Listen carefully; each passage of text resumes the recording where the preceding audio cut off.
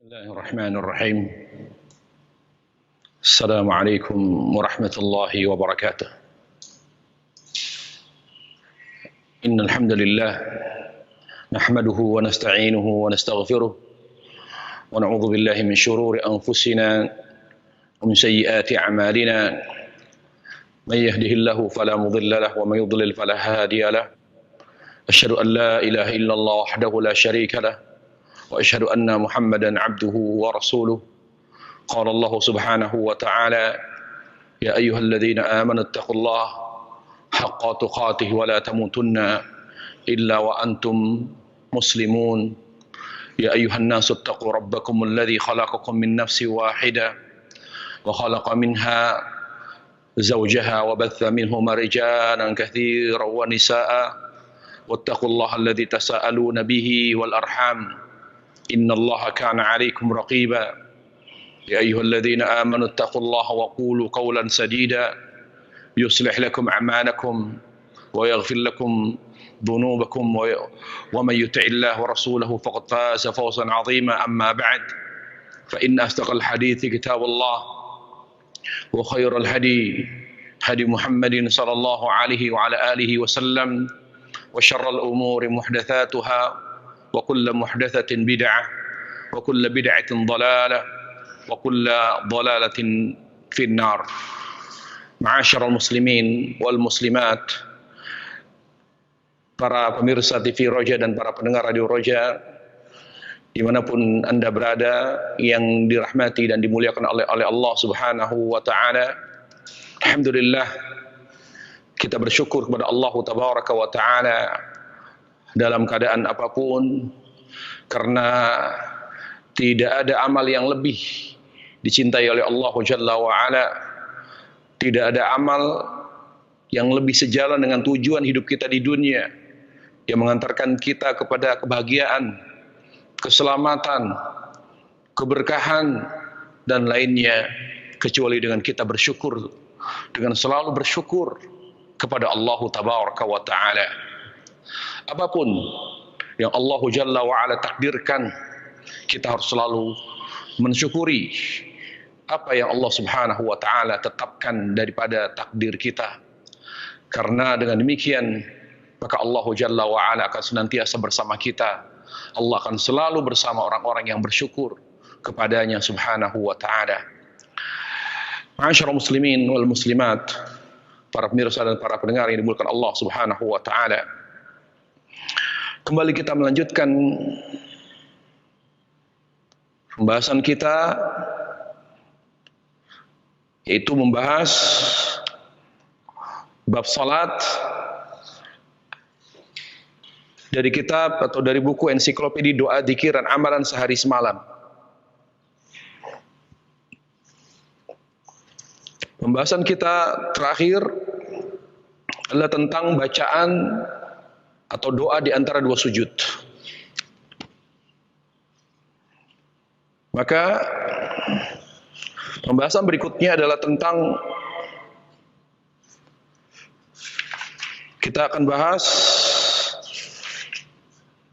tentang duduk istirahat atau jalsatul istirahah, ketika kita akan bangkit dari sujud atau dari duduk, dari sujud ke rakaat kedua, dari duduk ke rakaat ketiga, dari sujud ke rakaat ketiga. Itu ketika kita akan bangkit di rakaat kedua, di rakaat ketiga dan keempat, yaitu duduk dengan bangkit sebelum berdiri, maka duduk terlebih dahulu dengan duduk istirahat atau jalsatul istirahah. Tentang duduk istirahat, para ulama atau tidak ada kesepakatan di antara para ulama. Ada sebagian ulama yang menganggapnya sunnah, dan ada sebagian ulama yang menganggapnya bukan sunnah tetapi dilakukan karena hajat, karena adanya keperluan yang mendesak, yang membuat seorang perlu melakukan duduk terlebih dahulu sebelum dia langsung berdiri. Pendapat yang pertama yang memandang bahwa duduk istirahat adalah sunnah adalah pendapat sebagian ulama. Pendapat sebagian ulama yaitu madhab ini ada madhab Syafi'iyah dan riwayat dari Ahmad, dan pendapat ini tentang sunnahnya duduk istirahat yang merupakan pendapat madhab atau merupakan pendapat dalam madhab Syafi'i dan riwayat dari Ahmad dikuatkan oleh Imam Syaukani, Syekh bin Baz, Syekh Albani, dan banyak para ulama-ulama besar Saudi lainnya, terutama dalam yang tergabung dalam Lajnah Daimah. Mereka menganggap sunnah. Dalilnya adalah hadis Malik bin Huwairith. Hadis Malik bin Huwairith, di mana dia berkata, "Annahu ra'a an-nabiy sallallahu alaihi wasallam yusalli, fa idza kana fi witr min salati lam yadhat hatta yastawi qa'ida." Di mana Malik bin Huwairith ia pernah melihat Nabi sallallahu alaihi wasallam sedang menunaikan salat, dan pada saat akan bangkit ke rakaat ganjil beliau duduk sejenak dengan sempurna sebelum berdiri.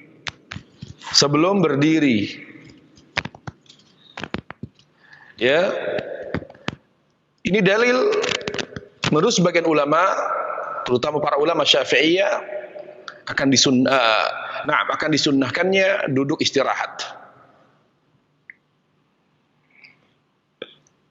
Pendapat yang kedua adalah pendapat jumhur ulama di kalangan Hanafiyah, Malikiyah, dan Hanabilah atau mazhab Hambali. Dan pendapat yang mengatakan bukan sunnah dikuatkan oleh Ibnu Qayyim, Syekhul Islam Ibnu Qayyim, Syekh Utsaimin, dan para ulama yang lain. Mereka memandang bahwa jalsatul istirahah, duduk istirahat itu dilakukan oleh Nabi sallallahu alaihi wasallam karena adanya hajat. Ada keperluan di mana Nabi pada saat itu harus duduk terlebih dahulu. Beliau duduk terlebih dahulu sebelum beliau bangkit dari rakaat kedua, bangkit ke rakaat kedua, ketiga, dan keempat, karena beliau sudah mulai gemuk.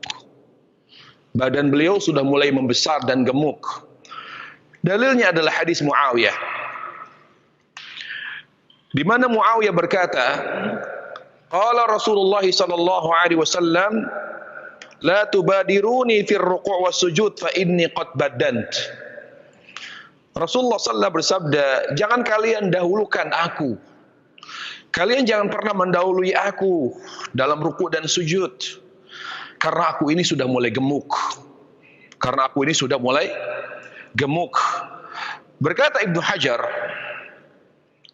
ketika menjelaskan hadis tersebut dalam Fathul Bari, beliau berkata, anna fil hadithi isyaratan ila annahu alaihi salatu wassalam kana yaf'aluha li hadha as-sabab fala yushra'u illa fi haqqi man ittaba'a illa fi haqqi man ittafaqa lahu nahwu dhalik. Di hadis itu ada terdapat isyarat bahwa Nabi alaihissalam tidaklah melakukan duduk istirahat kecuali karena sebab. Oleh karenanya tidak disyariatkan bagi orang yang tidak memiliki sebab, tidak memiliki hajat, tidak ada keperluan untuk melakukan jalsah istirahah. Nah, namun ya ikhwatal iman rahimani wa rahimakumullah, yang sahih dari dua pendapat itu, wallahu alam, yang lebih dekat pada dalil adalah bahwa jalsah istirahah adalah sunnah. Namun ada catatan di sini yang disebutkan oleh Syekh Abdullah Fauzan dalam kitabnya Minhatul Allam. Beliau berkata, ya, jika seorang imam langsung bangkit dan tidak duduk tasyahud karena lupa dan tidak duduk tasyahud kedua karena lupa, maka makmum wajib segera mengikutinya. Apabila mengikutinya wajib dalam hal yang wajib, maka mengikutinya dalam hal yang sunnah seperti duduk istirahat adalah lebih wajib. Dijelaskan di sini, saya ulangi perkataan Syekh Abdullah Fauzan, jika seorang imam langsung bangkit, kita tahu bahwa ya para ulama, jumhur ulama menganggap bahwa duduk atau tasyahud kedua pertama adalah wajib. Para ulama, jumhur ulama, mayoritas ulama menganggap bahwa duduk kedua atau tasyahud kedua adalah wajib. Namun jika imam ternyata pada saat dia harusnya duduk tasyahud pertama tapi beliau langsung bangkit, maka kewajiban makmum adalah mengikutinya. Kewajiban makmum adalah mengikutinya. Apalagi kata Syekh Abdullah Fauzan, apalagi dalam hal sunnah seperti duduk istirahat, maka makmum tidak boleh menyelisih imam. Artinya ketika imam tidak duduk istirahat, tetapi ya imam tidak duduk istirahat tapi langsung bangkit ke rakaat kedua, bangkit ke rakaat ketiga, maka makmum tidak boleh duduk istirahat dengan niat menyelisihi imam. Jadi dia amalkan sunnah, padahal imam tidak duduk istirahat dan juga tidak duduk tasyahud. Kalau makmum melakukan duduk istirahat untuk memastikan apa yang dilakukan imam, karena mungkin dia tidak melihat imam, untuk ihtiyat sebagai bentuk kehati-hatian. Misalnya ketika imam takbir, sementara dia tidak tahu persis atau lupa di rakaat keberapa sekarang ini, lalu dia duduk dulu untuk mengetahui imam, apakah imam duduk atau bangkit, lalu dia duduk sejenak, kemudian ketika melihat imam bangkit, dia bangkit. Kalau dia melihat imam duduk, maka tidak mengapa. Ala kulli hal ikhwatal iman rahimahullah, kita dalam berjamaah, ketika sholat berjamaah, maka yang ditekankan di sana adalah kebersamaan, keselarasan kita sebagai makmum dengan perbuatan dan amalan imam. Karena Rasulullah alaihissalam bersabda, innama ju'ilal imamu liutamma bih, bahwa imam itu dijadikan untuk diikuti, jangan diselisihi. Makanya para jemaah sekalian rahimahullahu taala, jemaah sekalian yang dimuliakan Allah Subhanahu wa taala, para ulama di antara Imam Nawawi menjelaskan, ya jangan sekali-kali kita menyelisih imam pada saat kita salat, terutama pada amal-amal yang terlihat, sangat terlihat dengan jelas perbedaan amalan kita dengan amalan imam, maka dihindari. Kecuali amal yang ringan, amal yang tidak begitu kelihatan, tidak begitu terlihat perbedaannya dengan imam, maka tidak mengapa. Karena hal itu menyelisihi perintah Nabi alaihissalam untuk mengikuti imam. Jadi yang sahih dari pendapat ulama tentang duduk istirahat, bahwa duduk istirahat adalah sunnah. Adalah sunnah berdasarkan hadis Malik bin Huwairits radhiyallahu an. Kemudian para jemaah sekalian yang dimuliakan Allah Subhanahu wa taala, yang berikutnya adalah bangkit dari sujud. Jadi ketika bangkit dari sujud lalu duduk, ketika dia setelah duduk istirahat kemudian dia bangkit, apakah ya bangkit dengan tangan atau dengan kaki? Dalam masalah ini para ulama berbeda pendapat.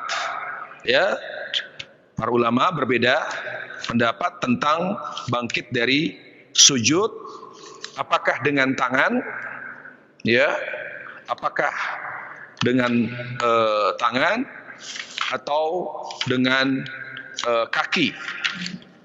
Para jamaah sekalian yang dimuliakan Allah Subhanahu wa taala, sebagian ulama menganggap, ya, bangkit dari sujud yang sunnah adalah dengan mengangkat tangan terlebih dahulu sebelum lutut. Dan ini adalah ya pendapat ulama Hanafi dan ulama Hambali, dan pendapat ini dikuatkan oleh Syekhul Islam Ibnu Qayyim, Syekh Utsaimin, Syekh bin Baz, dan para ulama yang lain. Dan para ulama yang lain. Kemudian para jamaah sekalian, Allah Subhanahu wa taala dasar dalilnya adalah athar Ibnu Mas'ud. Jadi bangkit dari duduk atau dari sujud yaitu dengan kaki, tidak dengan tangan. Jadi tangan dulu diangkat, tapi bangkitnya dengan kaki.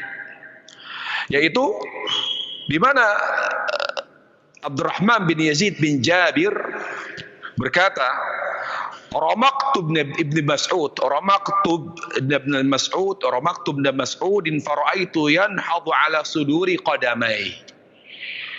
Fara'aituhu yanhadu ala suduri qadamai. Jadi perkataan fara'aituhu yanhadu ala suduri qadamai.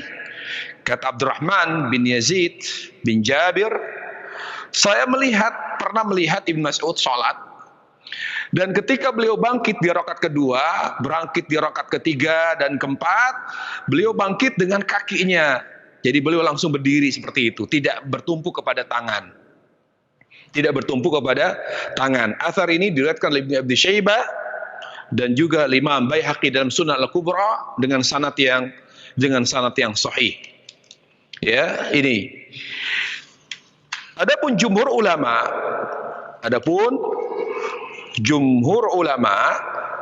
ya menganggap yang sunnah justru ketika kita bangkit ke rakaat kedua, ketiga dan keempat adalah bertumpu kepada tangan.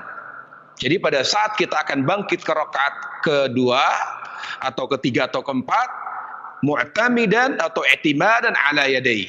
Jadi kita bertumpu kepada kedua tangan kita. Dan ini adalah mazhab Malikiyah, Syafi'iyah, ya, dan banyak para ulama yang lain, dan pendapat ini dikuatkan oleh Syekh Albani rahimahullahu taala. Dalilnya adalah hadis Abi Qilabah. Hadis Abi Qilabah. Ya. Di mana Abi Qilabah di situ? Abi Qilabah radhiyallahu an, dia berkata, "Ja'ana Malik bin Huwairith fa shalla bina fi masjidina hadha.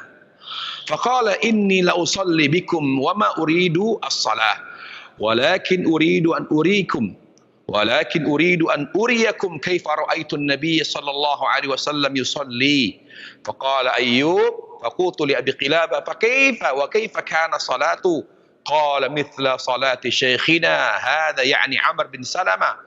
قال أيوب وكان ذلك الشيخ يتم التكبير وإذا رفع رأسه عن السجدة الثانية جلس واعتمد على الأرض ثم قام. Dari Abi Qilabah datang kepada kami Malik bin Huwairith, ya, dan beliau pun salat bersama kita semua di masjid kita. Lalu dia berkata, dan saya ingin salat bersama kalian. Tetapi maksud saya ingin salat bersama kalian adalah ingin memperlihatkan kepada kalian bagaimana cara salat Nabi sallallahu alaihi wasallam. Ya, bagaimana cara salat Nabi sallallahu alaihi wasallam. Pada akhirnya disebutkan tentang bagaimana cara bangkitnya Nabi alaihissalam ke rakaat kedua, ketiga dan keempat. Terutama di sini pada saat Nabi alaihissalam bangkit ke rakaat kedua, yaitu wa idza rafa'a ra'sahu 'ani sajdati tsaniyah jalasa wa'tamada 'alal ard. Jadi ketika beliau akan bangkit ke rakaat kedua, beliau angkat kepalanya, ya, sambil duduk begini, lalu beliau bertumpu kepada kedua tangannya, kemudian beliau bangkit. Al-Imam Nawawi rahimahullahu taala, beliau menjelaskan hikmah di balik mengapa Nabi alaihissalam, karena beliau menguatkan pendapat sunnahnya ketika kita bangkit bertumpu kepada kedua tangan. Kata Imam Nawawi rahimallahu taala tentang amal tersebut, li anna dzalika ablaghu fil khusyu' wat tawadhu' wa a'wanu lil musalli wa ahra alla yanqalib. Amalan sunnah itu akan membuat salat lebih khusyuk. Jadi ketika kita salat, lalu ketika bangkit ke rakaat kedua, kita bertubuh kepada kedua tangan kita, maka amalan itu, ini sunnah, yang sahih adalah sunnah. Amalan tersebut lebih membuat seorang lebih khusyuk, lebih merendahkan diri kepada Allah Tabaraka wa Ta'ala, dan membantu seseorang yang akan bangkit dari sujud agar tidak jatuh. Jadi kalau ada orang langsung berdiri, siapa tahu mungkin pada saat itu kakinya lemah atau sedang dalam keadaan tidak siap, tidak sigap, tiba-tiba dia langsung jatuh. Tapi ketika dia bertumpu dengan kedua tangannya, maka lebih aman, lebih terhindar seorang dari jatuh, apalagi sampai tersungkur seperti itu. Wallahu a'lam. Yang sahih dalam masalah ini, yang sahih adalah bahwa lebih dekat pada dalil ketika kita bangkit ke rakaat kedua, rakaat ketiga, keempat, maka yang lebih afdal adalah kita bertumpu kepada kedua tangan kita. Wallahu ta'ala a'lam. Kemudian ketika kita bertumpu kepada kedua tangan kita, ketika kita bangkit dari rakaat kedua, ketiga, dan keempat, maka yang sunnah juga adalah dengan menggenggam tangan. Jadi ketika kita bangkit sambil menggenggam tangan kita. Dasar dalilnya adalah athar dari Ibnu Umar. Athar ini adalah athar yang sahih, athar yang sahih diriwayatkan oleh Imam Tabrani dan Al-Mu'jam Al-Awsat, dan disahihkan, bahkan disebutkan dalam riwayat yang lain yaitu hasan. Tapi riwayat ini athar ini dihasankan oleh Syekh Albani dalam kitab Tamamul Minna. Dari Arzuq bin Qais berkata, aku pernah melihat Ibnu Umar menggenggam tangannya ketika bangkit dari sujud, lalu beliau ditanya, ini amalan apa? Yaitu menggenggam tangan. Menggenggam tangan, seperti menggenggam adonan tepung. Ini amalan apa? Kata beliau, kata Ibnu Umar, aku pernah melihat Rasulullah SAW melakukannya. Syekh Muhammad Mazmul dalam kitab Tarjih fi Masail at-Taharah was Shalah, beliau mengatakan pada hadis tentang menggenggam tangan ketika bangkit dari sujud tidak ada tambahan sifat atau amalan dalam salat, sebab bangkit dari sujud bisa dilakukan dengan bertumpu pada telapak tangan atau dengan tangan menggenggam. Bahkan hadis Malik dalam riwayat Bukhari sesuai dengan secara makna dan menguatkan hadis Ibnu Umar. Justru hadis Ibnu Umar tentang izin dijadikan sebagai penjelas hadis. Jadi riwayat-riwayat tentang bagaimana Nabi bangkit dari sujud, untuk bangkit ke rakaat kedua, ketiga, dan keempat, umumnya adalah bangkit dengan tangan, bangkit dengan kedua telapak tangan, bertumbuh pada kedua telapak tangan. Menurut sebagian ulama, hadis Ibnu Umar ini atau athar Ibnu Umar ini penjelas. Jadi dijelaskan di riwayat Ibnu Umar bahwa Nabi alaihissalam ketika bangkit tidak hanya bertumpu kepada telapak tangan, tapi beliau juga bertumpu kepada kedua tangan beliau yang digenggam. Yang digenggam seperti ini. Makanya Syekh Muhammad Mazmul berkata, justru hadis atau athar Ibnu Umar tentang izin dijadikan oleh ulama sebagai penjelas hadis. Penjelas hadis Malik dan lain sebagainya. Jadi tidak ada pertentangan dan bahkan bisa dipadukan riwayat-riwayat tersebut. Dan Imam Nawawi rahimahullahu taala beliau berkata dan menguatkan, dan pendapat ini adalah pendapat yang dikuatkan oleh Imam Nawawi, beliau berkata amalan sunnah itu akan membuat salat lebih khusyuk, yaitu dengan menggenggam tangan ketika kita bangkit ke rakaat kedua, ketiga, dan keempat. Kata beliau, amalan sunnah ini akan membuat salat lebih khusyuk, dan sebagainya. Jadi kita para jemaah sekalian yang dimuliakan Allah Subhanahu wa taala, wallahu taala alam, disunnahkan kita ketika kita bangkit ke rakaat kedua, ketiga, keempat, disunnahkan kita untuk membangkit dengan kedua tangan kita sambil menggenggam kedua tangan kita. Wallahu ta'ala a'lam. Kemudian yang berikutnya, poin 19 adalah ketika kita sholat 2 rakaat, mengerjakan sholat 2 rakaat, ya, mengerjakan sholat 2 rakaat. Bagaimana cara duduknya? Bagaimana cara duduk ketika sholat 2 rakaat yang berjumlah 2 rakaat? Apakah iftirash atau tawarruk? Apakah iftirash atau tawarruk? Ya ikhwatal iman.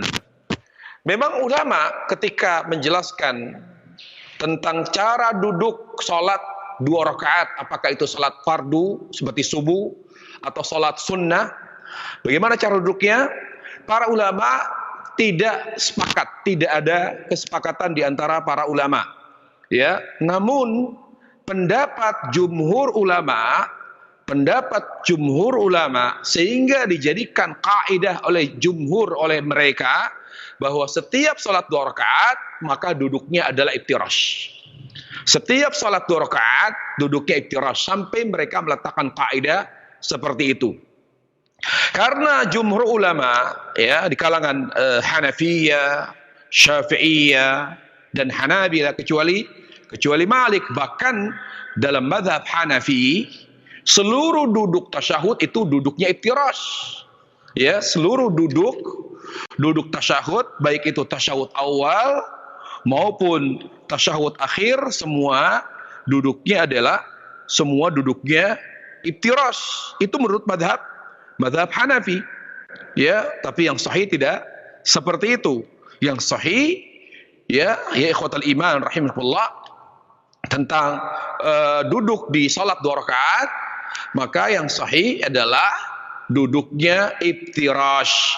Duduk tawarruk dilakukan di salat yang jumlah rakaatnya lebih dari 2 rakaat. Duduk tawarruk dilakukan pada salat yang jumlah rakaatnya lebih dari 2 rakaat. Ya, nah, dan ini pendapat jumhur adalah pendapat yang lebih dekat kepada dalil. Ya, adapun dalilnya yang menguatkan kaidah tersebut yang merupakan pendapat jumhur ulama, ya, kecuali madhab Maliki tidak memandang sunnahnya seperti itu, yaitu duduk iftirash setiap salat yang jumlahnya 2 rakaat. Dalil-dalilnya sangat banyak sekali, diriwayatkan di antaranya oleh Aisyah, Wa'il bin Hujr, Abu Humaid As-Sa'idi. Misalnya, ya jelas sekali, yaitu hadis hadis Aisyah, di mana Aisyah berkata, fi kulli rak'ataini tahiyyah wa kana sallallahu alaihi wasallam yafrishu rijlahu al-yusra wa yansibu rijlahu al-yumna. Ya, di beliau sallallahu alaihi wasallam, kata Aisyah, ya setiap 2 rakaat beliau mengucapkan tahiyat atau bertasyahud. Lalu pada saat beliau bertasyahud, yaitu pada saat 2 rakaat, maka beliau menegakkan, ya, duduk di atas kaki kirinya dan menegakkan kaki kanannya. Duduk di atas telapak kaki kirinya dan menegakkan kaki kanannya. Telapak kaki kanannya, jadi kaki kanannya beliau tegakkan. Wa yansibu rijlahul yumna. Dan hadis ini sahih, diriwayatkan Imam Muslim. Ditambah lagi dikuatkan oleh Wa'il bin Hujr. Kita tahu tentang salat, yang sangat memperhatikan salat Nabi alaihissalam adalah Wa'il bin Hujr. Kalau ada riwayat tentang salat Nabi alaihissalam yang diriwayatkan oleh Wa'il bin Hujr, maka kita pegang betul-betul. Ya, kita pegang betul, karena apa yang diriwayatkan oleh Wa'il bin Hujr adalah mu'tamad, dia jadi acuan tentang salat Nabi sallallahu alaihi wasallam. Beriwayat Wa'il bin Hujr menyebutkan, ya, beliau katakan nasabal yumna, ya, wa idza jalasa fi rak'ataini adja'a al-yusra wa nasabal yumna. Ketika beliau duduk di salat 2 rakaat, maka beliau menduduk ya, maka beliau apa? Maka beliau sallallahu alaihi wasallam menghamparkan telapak kakinya, dihamparkan begini lalu didudukin, menghamparkan telapak kakinya ke belakang dan menegakkan telapak kaki kanannya. Lalu Ibnu Qayyim rahimahullahu taala, karena beliaulah yang menguatkan, beliau termasuk ulama yang menguatkan ya bahwa setiap salat 2 rakaat apakah itu wajib atau sunnah, maka duduknya adalah iftirash. Beliau berkata, hampir seluruh riwayat, perhatikan, beliau ingin membantah ya ulama Maliki yang tidak menganggap bahwa duduk iftirash setiap salat 2 rakaat adalah sunnah. Beliau ingin membantah. Kata beliau dalam kitabnya Zadul Ma'ad, hampir seluruh riwayat dari Nabi SAW menyebutkan cara duduk iftirash pada setiap sholat 2 rakaat. Jadi hampir seluruh riwayat dari Nabi SAW ketika beliau sholat 2 rakaat, hampir seluruhnya beliau duduk dengan cara iftirash. Wallahu ta'ala alam. Sampai di sini kajian kita ya untuk materi. Maka sisa waktu yang ada saya serahkan kepada pembawa acara. Wallahu taala alam.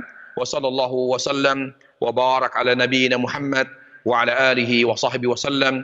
Walhamdulillahi rabbil alamin. Barakallahu fikum, jazakallahu khairan. Terima kasih Ustaz atas bimbingan dan pelajaran yang bermanfaat yang telah Ustaz sampaikan kepada kami. Semoga yang singkat ini dapat menambahkan ilmu serta faedahnya bisa kita amalkan dalam ibadah kita sehari-hari. Ya khadal Islam, untuk ada yang bertanya seputar pembahasan ini, untuk memperdalam pembahasan, silahkan. Halo, Assalamualaikum warahmatullahi wabarakatuh. Waalaikumsalam warahmatullahi. Dengan siapa, di mana?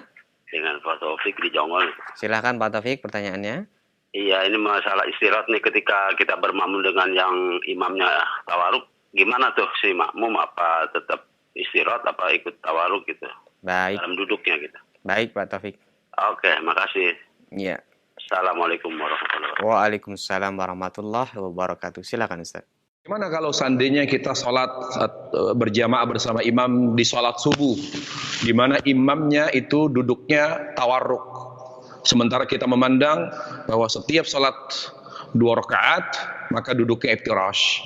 Nah, kalau tidak menyelisih, artinya kalau kita sholat sendiri ya atau kita menjadi imam, maka lebih afdol kita ketika duduk di rakaat terakhir ya salat subuh maka duduknya iftirash. Tetapi karena ada hadis Nabi alaihi salam, innama ju'ilal imamu liutamma bi, bahwa imam itu diangkat untuk diikuti, maka kalau kita bermakmum dengan imam pada salat subuh dan imam duduknya iftirash, maka kewajiban kita adalah mengikuti imam, yaitu duduk dengan iftirash dalam rangka mengamalkan sunnah Nabi alaihissalam dan arahan beliau, yaitu mengikuti imam. Ya, mengikuti imam. Ketika imam duduk tawarruk, maka kita pun duduk tawarruk, supaya tidak begitu mencolok dan tidak begitu terlihat perbedaan amalan kita dengan amalan imam. Karena perbedaan yang mencolok pada amalan sholat itu dapat mempengaruhi perselisihan hati. Oleh karenanya kita upayakan betul ya dalam hal-hal yang wajib saja kita mengikuti imam, apalagi dalam hal-hal yang bersifat sunnah.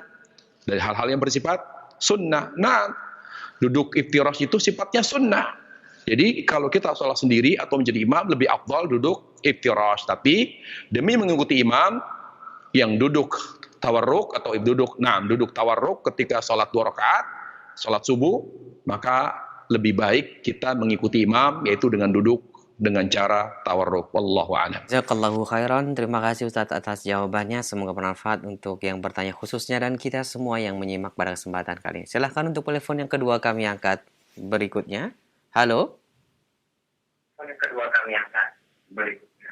Halo. Halo. Halo, Assalamualaikum. Waalaikumsalam. Dengan Bapak siapa ini, di mana? Ini dari Pak Ece, Pak Sukabumi. Ya, Pak Asep, dikecilkan dulu volume televisinya Pak Asep. Ya udah. Ya, silakan. Ini Pak, bagaimana hukumnya semua salat mendahului imam? Gerakannya ya Pak ya? Ya. Mendahului imam. Ya. Ya, baik. Terima kasih Pak Asep. Ya, Ditunggu terima jawaban. kasih. Ya. Assalamualaikum. Waalaikumsalam warahmatullahi wabarakatuh. Silakan Ustaz. Bagaimana hukumnya mendahului salam? Mendahului hukumnya haram. Mendahului imam hukumnya haram. Ya, kita tidak boleh mendahului imam. Ya. Karena Nabi alaihissalam misalnya ketika kita mendahului imam, ketika kita bangkit dari sujud, maka Nabi alaihissalam mendoakan wajahnya ya dirubah menjadi wajah keledai.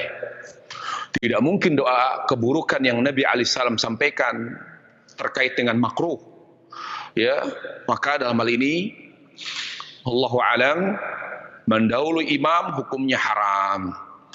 Hukumnya haram tetapi tidak mempengaruhi keabsahan salat. Salatnya sah tetapi dia berdosa. Jadi siapapun yang menjadi makmum tidak boleh mendahului imam. Ya, tunggu. Ya, sampai pada hal salam pun jangan dulu salam sampai imam melakukan salam yang kedua. Jadi sunnahnya kita ketika imam salam, baru kita salam kalau imam sudah salam yang kedua, bukan salam yang pertama. Karena memang prinsipnya kita sebagai makmum mengikuti imam, bukan malah menyelisihi imam. Bahkan Nabi alaihissalam pun, ya, dari kasus Al-Fatihah, beliau mendengar ada sahabatnya di belakang beliau yang membaca Al-Fatihah. Kata Nabi alaihissalam, "Mali unazi'ul Qur'an." Siapa tadi di belakang saya membaca Al-Quran? Maka kata Nabi alaihissalam, ya, jangan kamu melakukan, jangan kamu menyelisihi imam, walaupun dengan membaca Quran, illa bifathil kitab, kecuali membaca Al-Fatihah. Jadi prinsipnya seperti itu, tidak boleh kita menyelisihi imam. Kewajiban kita sebagai makmum mengikuti imam. Wallahu taala alam. Barakallahu fikum Ustaz. Terima kasih atas jawabannya. Dan berikutnya kami angkat kembali untuk telepon yang ketiga. Kami persilahkan. Halo.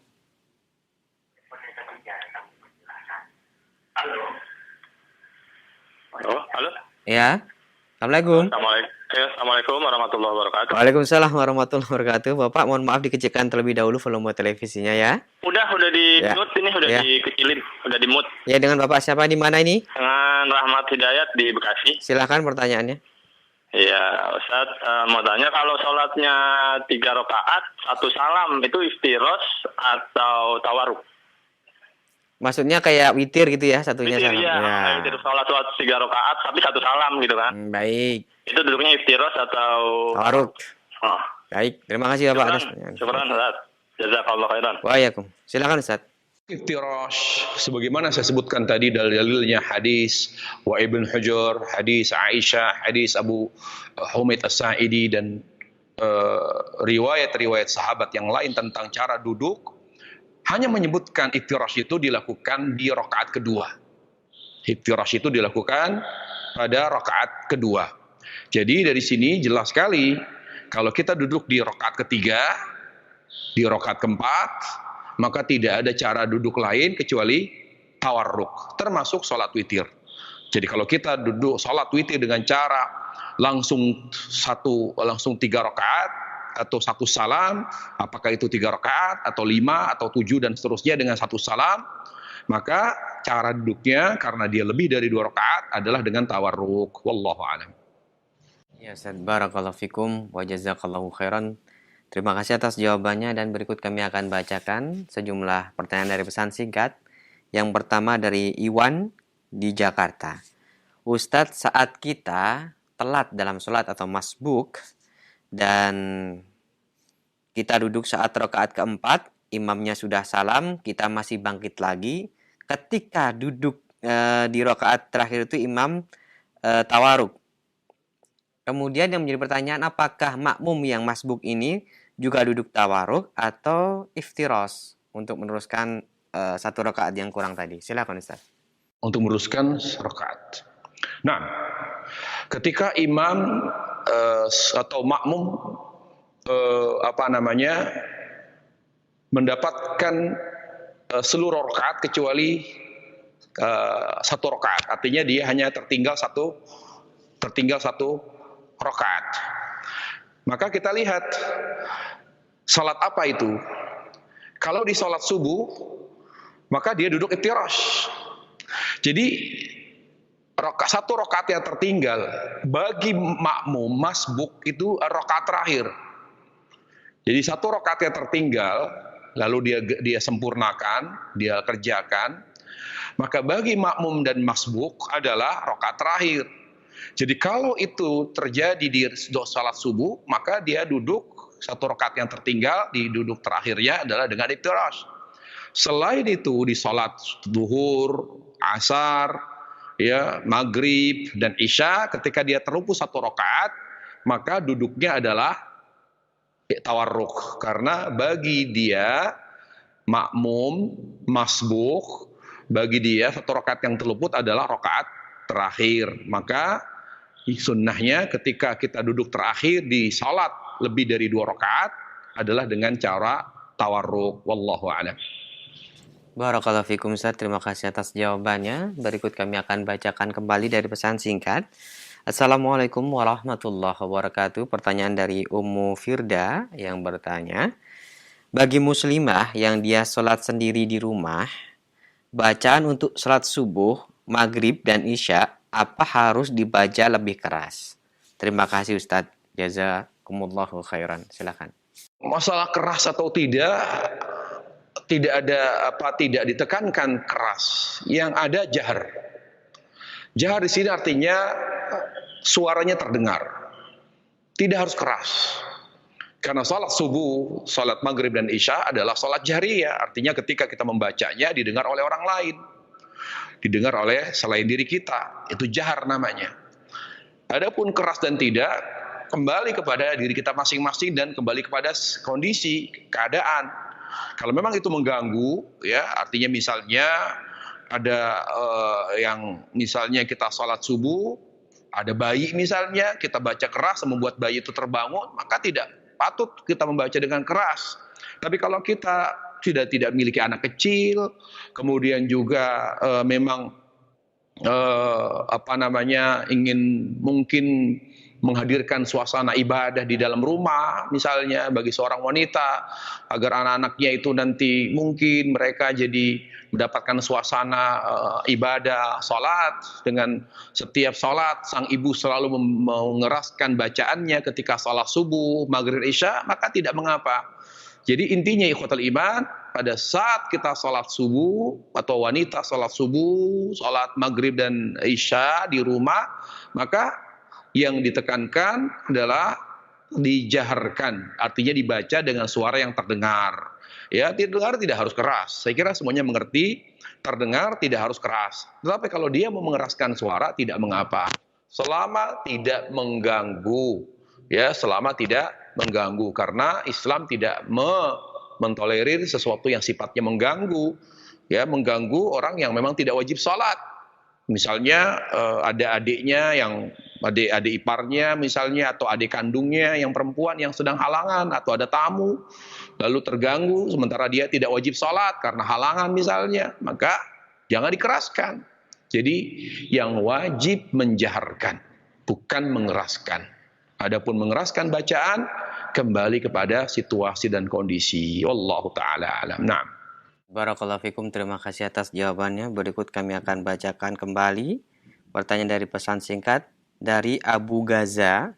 Ingin bertanya, apabila imam tidak boleh diselisihi, pertanyaannya bagaimana dengan imam baca niat, apakah makmum juga ikut yang dilakukan oleh imam? Ustaz, silakan. Kan tadi saya sudah sampaikan para ulama, di antaranya Imam Nawawi, kemudian juga Imam Ibnu Hajar Al-Haytami, meletakkan kaidah.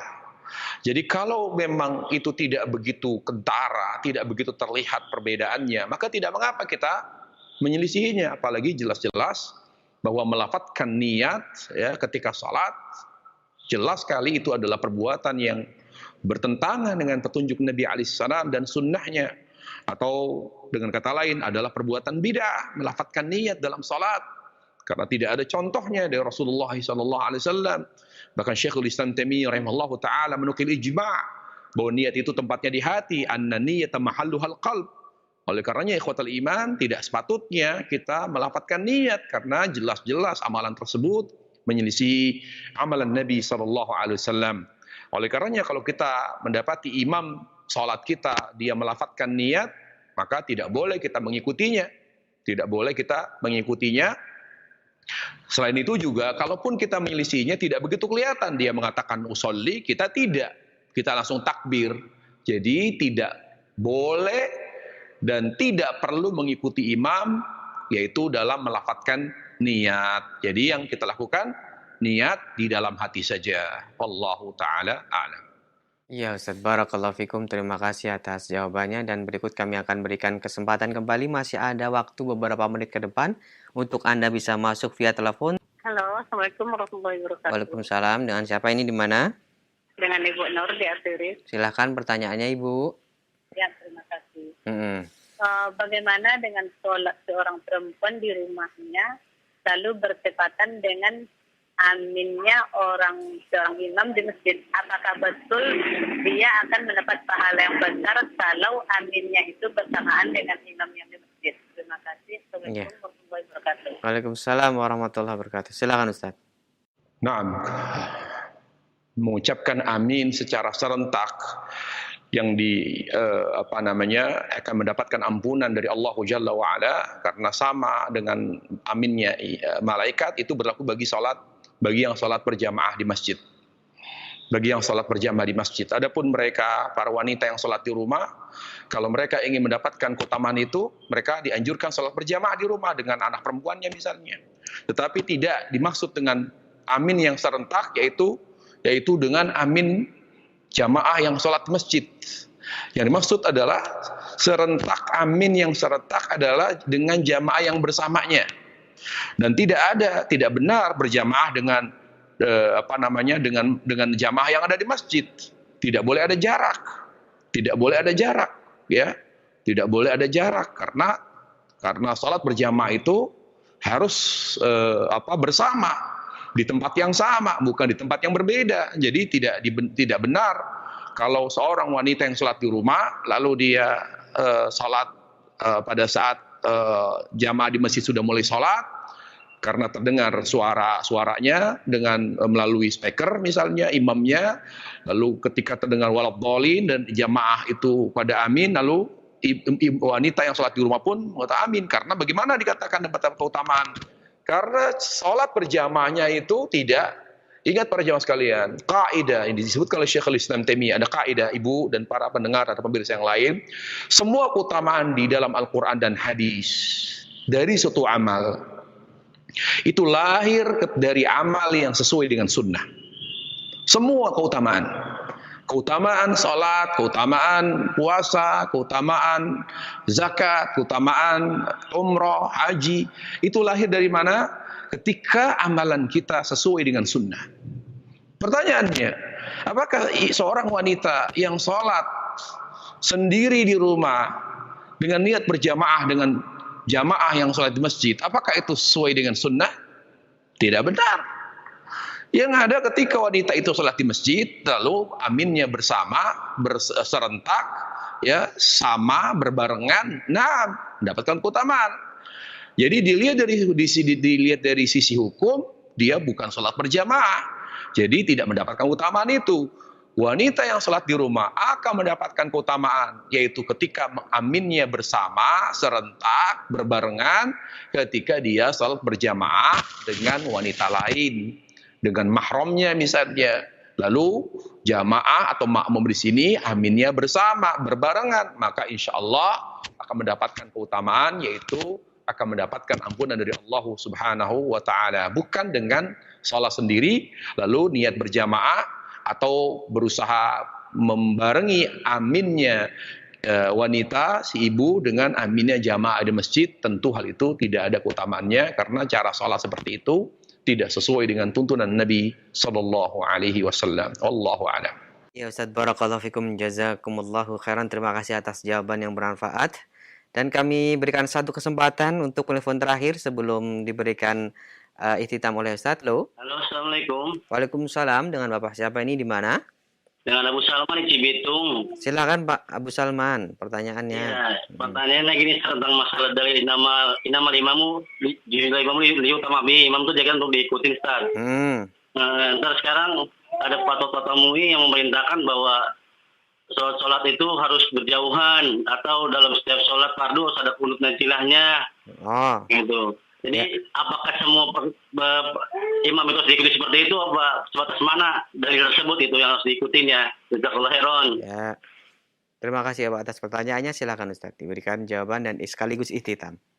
Imam yang dimaksud imam salat, bukan fatwa ulama, bukan imam yang dimaksud adalah di sini adalah umara atau pemerintah.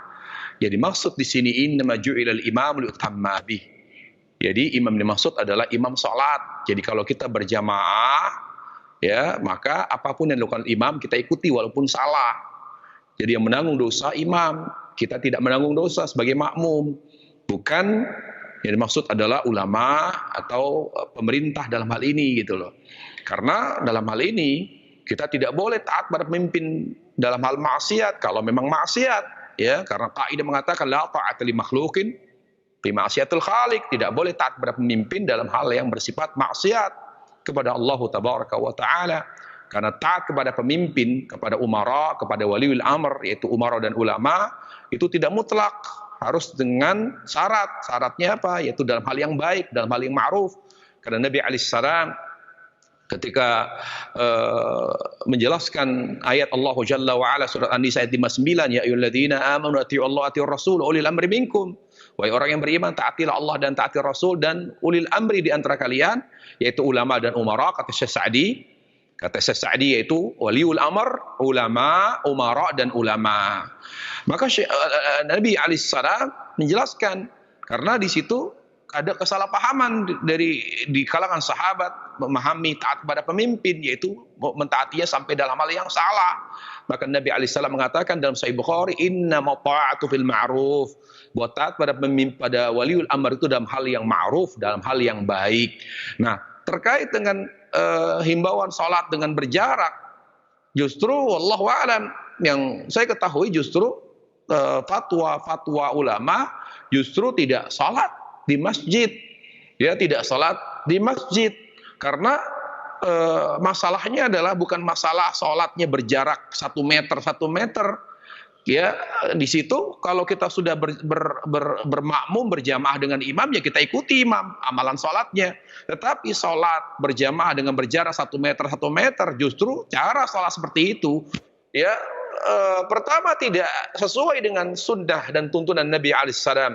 Yang kedua, ditiadakannya salat berjamaah di masjid ya itu bukan apa namanya pertama tidak sesuai dengan sunnah. Yang kedua, tidak menjamin kita selamat dari penularan wabah. Ya, tidak menjamin kita selamat dari penularan wabah. Karena keputusan resmi daripada WHO adalah lebih aman lagi jarak 2 meter. Nah, pertanyaannya kalau kita berjamaah 2 meter itu sholat apa begitu. Jadi ketika tidak ada jaminan tidak terjadinya penularan, maka kaidah mengatakan darul mafasid muqaddam adal jalbil masalih, menghindari mudarat dalam hal ini adalah menghindari wabah. Ingat, kita ini diperintah oleh Allah untuk menjaga kesehatan kita, menjaga kehidupan kita, keberlangsungan hidup kita agar kita selalu beribadah. Setiap detik dari umur kita dan sehat kita harus manfaatkan untuk menambah pahala, menambah bekal akhirat. Jangan kita sia-siakan. Allahu Jalla wa ala berfirman, wala tulqu bi aydikum ila tahluka. Jangan kalian lemparkan diri kalian kepada kebinasaan. Allah Ta'ala berfirman, wala taqtulu anfusakum innallaha kana bikum rahima. Jangan biarkan jiwa kalian melayang. Ya, karena Allah sangat sayang kepada kalian wahai orang-orang yang beriman. Artinya Allah tuh sangat mencintai kita dengan harapan kita selalu bertahan hidup, karena hidup kita berbeda dengan hidup orang kafir. Hidupnya mereka menambah dosa, tapi hidupnya kita, umurnya kita menambah pahala. Oleh karena kita seorang muslim, ikuti fatwa ulama, himbauan ulama, selama himbauan tersebut dalam hal yang baik, dan ikuti himbauan pemerintah selama himbauan mereka, perintah mereka dalam hal yang baik. Karena mentaati pemimpin, mentaati waliul amr, mentaati pemimpin, umara dan ulama dalam hal yang baik adalah ibadah. Syekhul Islam Taimiyah rahimahullahu taala ketika menjelaskan firman Allah Subhanahu wa taala surah An-Nisa ayat 59 tersebut, ya ayyuhalladzina amanu atti'ullaha wa rasul ulil amri minkum, wahai orang yang beriman taatilah Allah dan taati Rasul dan ulil amri di antara kalian. Kata Syekhul Islam, sebagaimana taat kepada pemimpin, taat kepada Allah ibadah, taat kepada Rasul juga ibadah, maka taat kepada waliul amr dalam hal yang baik, maka taat kepada waliul amr, taat kepada pemimpin, taat kepada ulama dalam hal yang baik juga ibadah. Kenapa ibadah? Karena Allah perintahkan. Syekh Utsaimin rahimahullahu taala mengatakan, selama niat kita adalah bin niyati ta'ati lillah, ta'atan lillah. Jadi kita mengikuti himbauan pemerintah, mengikuti himbauan ulama, fatwa mereka dengan niat apa? Kalau kita ingin mendapatkan pahala ibadah, biniyati ta'ati lillah, dengan niat taat kepada Allah, karena Allah perintahkan kita mentaati ulil amr. Jadi dengan demikian insyaallah, dengan kita mengikuti himbauan pemerintah, ya, himbauan ulama, fatwa mereka untuk tidak sholat di masjid, tidak sholat jamaah, tidak sholat di masjid, karena memang virus ini menyebar karena adanya kerumunan, adanya perkumpulan, maka kita ambil sebab. Ya ikhwatal iman, kita harus mengambil sebab secara maksimal. Karena tidak dikatakan tawakal kepada Allah Jalla wa'ala kalau kita tidak mengambil sebab secara maksimal. Karena Allah Ta'ala menyuruh kita bertawakal, maka Allah justru akan menolong kita ketika kita bertawakal kepadanya Subhanahu wa ta'ala. Allah Ta'ala berfirman, wa may yatawakkal 'ala Allah fahuwa hasbuh. Barang siapa yang bertawakal kepada Allah, maka cukup baginya Allah. Apapun kebutuhan kita, apapun yang kita inginkan akan Allah berikan, akan Allah atasi selama kita bertawakal yang benar sesuai dengan perintah Allah tabaraka wa taala. Wallahu a'lam. Barakallahu fikum Ustaz, jazakallahu khairan. Terima kasih atas jawaban-jawaban yang bermanfaat baik dari pesan singkat maupun via telepon. Dan karena terbatasnya waktu untuk menjelang dikumandangkan adzan maghrib untuk wilayah Jakarta dan sekitarnya, sebelum kami akhiri mohon Ustaz memberikan ihtitam. Fadhil Ustaz. Ikhwatal iman, para pemirsa dan para pendengar yang dimuliakan Allah Subhanahu wa taala, kepada seluruh kaum muslimin. Di saat ini kita sedang dalam keadaan diuji oleh Allah taala dengan ujian yang berat. Ujian yang berat. Beraktivitas di rumah tidak mudah. Berdiam diri di rumah tidak mudah. Tidak berinteraksi dengan orang lain karena kita adalah makhluk sosial, sangat berat. Sangat berat sekali. Ini ujian dari Allah Jalla wa'ala. Ujian ketika diuji dengan ujian musibah, maka kewajiban kita adalah bersabar. Kewajiban kita adalah bersabar. Beribadahlah kepada Allah di saat ini adalah dengan bersabar. Namun ada hal yang ingin saya sampaikan ikhwatal iman. Syekh bin Baz rahimahullahu ta'ala ketika menjelaskan ayat Allah Jalla wa'ala, dhaharal fasadu fil barri bima kasabat aydin nas liyudhiqahum ba'dal ladzi ma'amilu la'allahum yarji'un. Telah nampak kerusakan di daratan dan di lautan akibat ulah manusia, agar mereka kembali, agar mereka bertaubat kepada Allah Jalla wa'ala. Apa kata Syekh bin Baz? Kalau ada orang yang tidak memahami dan tidak menangkap pesan di balik musibah, di balik ujian musibah, di mana Allah Ta'ala dengan menimpakan musibah, di mana Allah meminta kita untuk menangkap pesan Allah agar kita bertaubat, maka sebuah kebodohan. Sebuah kebodohan bagi kita semua. Kalau kita tidak menangkap pesan Allah di balik musibah, maka ini kebodohan kita, ikhwatal iman. Artinya ketika Allah menimpakan musibah dengan berupa bala seperti wabah penyakit ini, Allah ingin menyampaikan pesan kepada kita agar kita bertaubat kepada Allah Jalla wa'ala. Maka yang kita lakukan adalah bertaubat kepada Allah tabaraka wa ta'ala. Tinggalkan syirik. Tinggalkan syirik kepada Allah Jalla wa'ala. Tinggalkan semua perkara bid'ah. Amalan-amalan, akidah, apapun yang tergolong sesuatu atau perkara yang baru dalam agama, tinggalkan maksiat, dosa-dosa besar, ikhwatal iman. Tidak akan berakhir keadaan seperti ini kalau kita tidak meninggalkan sebab murkanya Allah Jalla wa'ala. Tinggalkan syirik, tinggalkan bid'ah, tinggalkan semua yang dimurkai Allah, tinggalkan semua yang dibenci Allah Jalla wa'ala yang bersifat haram, dosa besar, semuanya ikhwatal iman. Kemudian banyak berdoa, karena amal yang sangat dicintai Allah Jalla wa'ala adalah doa. Doa sampai Nabi alaihissalam bersabda, la yurdul qadha illa doa.